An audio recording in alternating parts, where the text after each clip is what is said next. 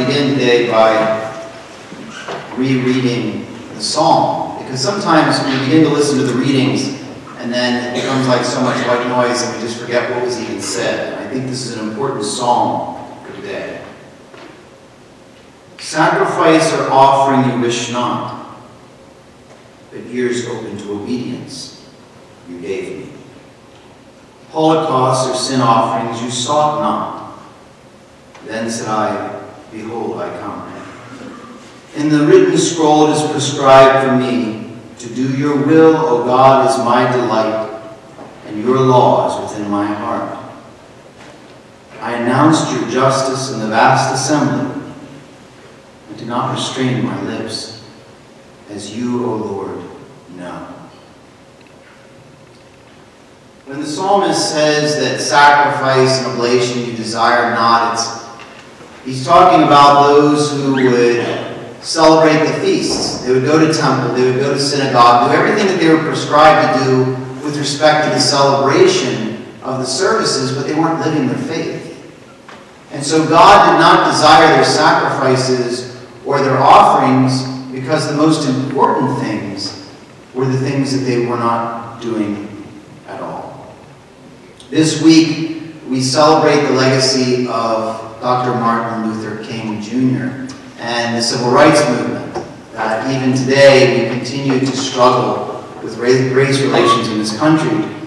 And interestingly, this commemoration of Dr. King also coordinates with Respect Life Week. Respect for all human life from a natural beginning to a natural end.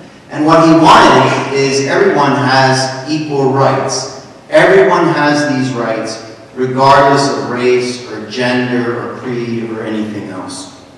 And so I quote him to begin today, and he said this: "The Negro cannot win if he is willing to sacrifice the futures of his children for immediate personal comfort and safety. Injustice anywhere is a threat to justice everywhere." And that is not only spoken to a certain group of people, that's for all of us. When we're speaking the truth, if we're willing to sacrifice the futures of our children for a level of comfort and safety now, what is it that we have to look forward to? His niece, Alveda King, quoted him. She is a pro-life advocate and works against, Planned Parenthood and other institutions that support contraception and abortion. And she quotes this quote, but I don't want to, make you misunderstand this. I doubt very seriously that when Dr. King made that quote, he was talking about the unborn. In fact, people might say, well, was he pro-life or pro-choice? Those terms weren't even used yet. That was only after Roe v. Wade. And yet, if you think about his nonviolent opposition, he was a pacifist. He was nonviolent. And he wanted equal rights for every person. But she quotes him, that same quote. "As Dr. King's niece," she says, "I too once accepted the lies until the truth of the violence of abortion was revealed to me. If Planned Parenthood had announced at the beginning that over 50 million children would be aborted in the onslaught of their agenda, I would never have aborted a child at all. Dr. King would never have agreed with the violent violation of the civil rights of millions of babies, nor Planned Parenthood's subsequent blitz of women's health problems related to chemical and artificial birth control methods. This conclusion leads me to remind my readers that I too have a dream. It's in my genes. And how can that dream survive if we kill the children?" So again, this is his niece. She is quoting him, but I don't think he meant that in his quote, but it does apply to everyone. So when we talk about civil rights and we talk about the respect for all life, from a natural beginning to a natural end, I think they work hand in hand very nicely. In order to prepare for what I'm saying today, I actually watched an interview. Now, Margaret Sanger is the founder of Planned Parenthood, and I watched an interview with her and Mike Wallace. And you know how long ago this was. because the anchorman interviewing her is actually smoking on TV. So he has a cigarette, it's in black and white. He's having this conversation with Margaret Sanger, and just very casually.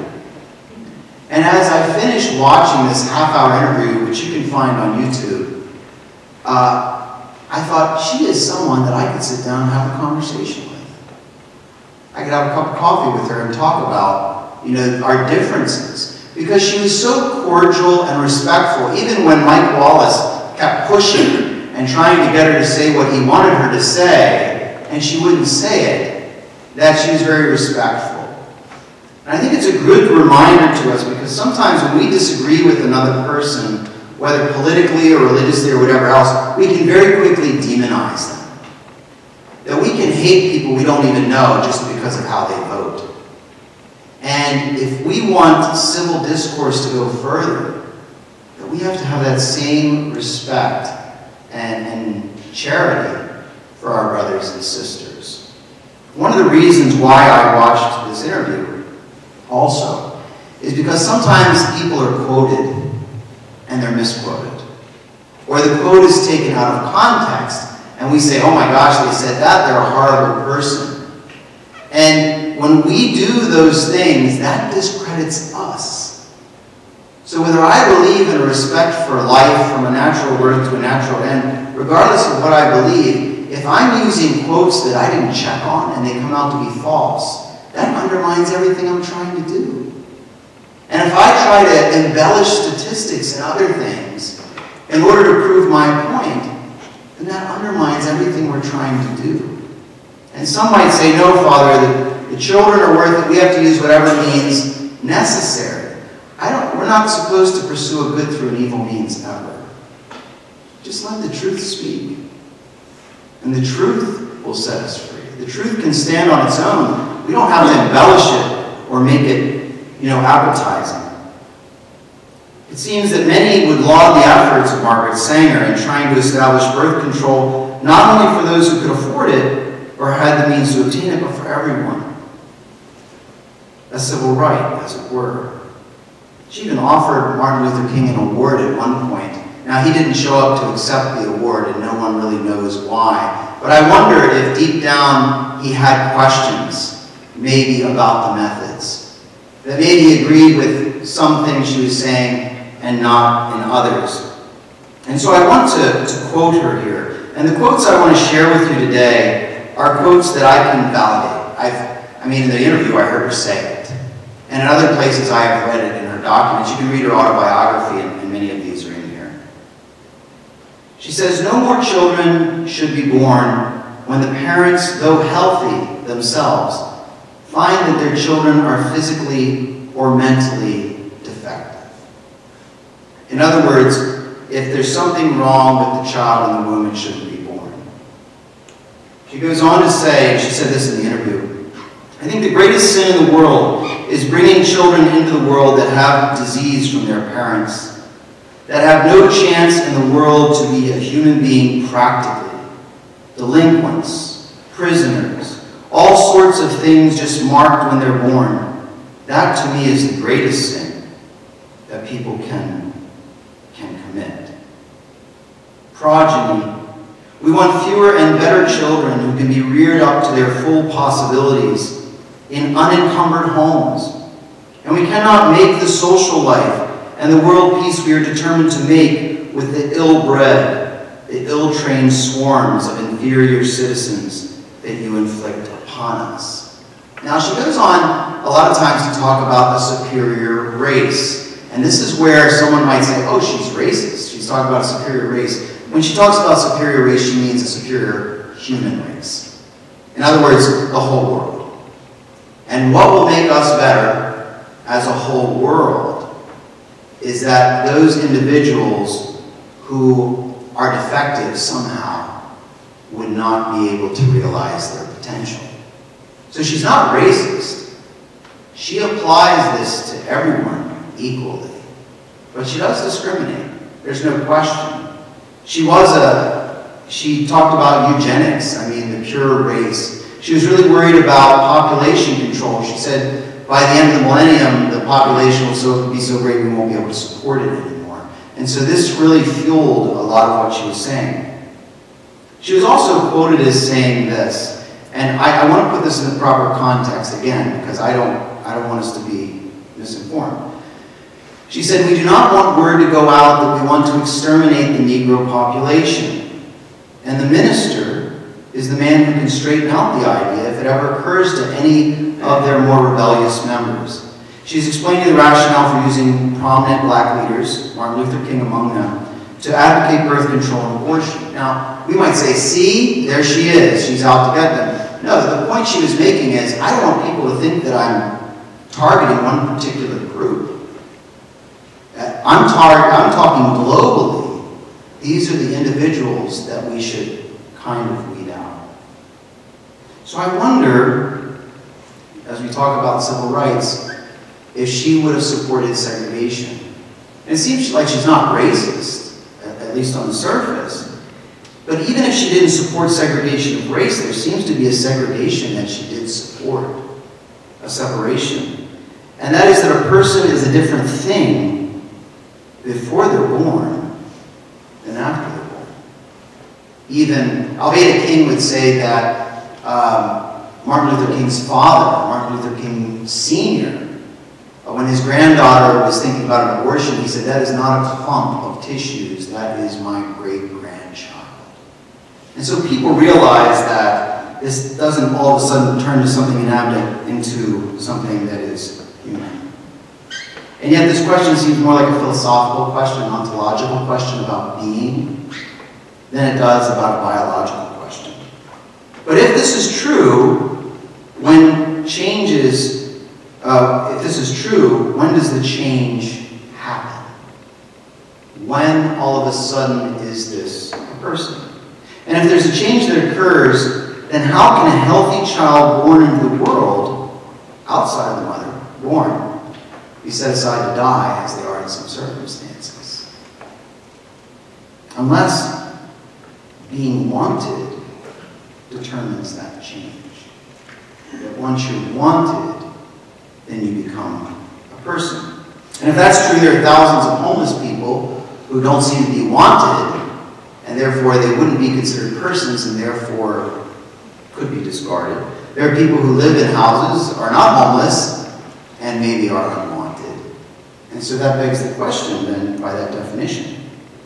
Perhaps one will argue it's autonomy or the ability to survive outside on our own. I don't know how many of you, when you were born, were able to survive on your own outside. In fact, these days I have some parents who would say that their 20-something is not autonomous yet, not able to survive on their own from the outside. There are some animals that are born and immediately kind of take off. They can survive on their own, they're viable. We are not one of them. Furthermore, if there is a segregation of sorts between born and preborn, why would someone who kills a pregnant woman, why are they accused of a double homicide? I mean, I guess if the person isn't wanted, then it would be a single homicide, but that is treated as a person in that particular case. Why would someone be fined thousands of dollars and maybe jail time if they kill a certain sea turtle that is in the egg, so it is preborn? Or kill a bald eagle that is in an egg, not yet born. And yet there is no fine for killing a human. Now some might argue, well, because those are rare and precious. Well, are we like everybody else? Because if we are like everybody else, then we're not rare. And we're not precious. We can be substituted. So as we celebrate civil rights and the countless sacrifices that were made in an effort to secure these rights, we also celebrate this respect for life, all life. Because without respect for life, there will be no rights, civil or otherwise. And this week at Bucknell, we celebrate the legacy of Martin Luther King. And I want to repeat that quote that I said at the beginning. And this applies to anybody. The person cannot win if he is willing to sacrifice the futures of his children for immediate personal comfort and safety. Injustice anywhere is a threat to justice everywhere. And his niece quoted him in reference to the unborn. And although his message was regarding civil rights, his argument stands. keep silent on the issue of life for comfort or safety is not only to sacrifice the moral bedrock of our future generation, but to allow part of that generation to indiscriminately be exterminated. Race is still an issue which divides our country. However, we can never hope to overcome such injustice as long as we continue to permit and promote injustice to the most vulnerable. Civil rights are only important if you're alive to enjoy them. And King's dream will never be realized as long as those who are most vulnerable, the unborn, are those most discriminated against.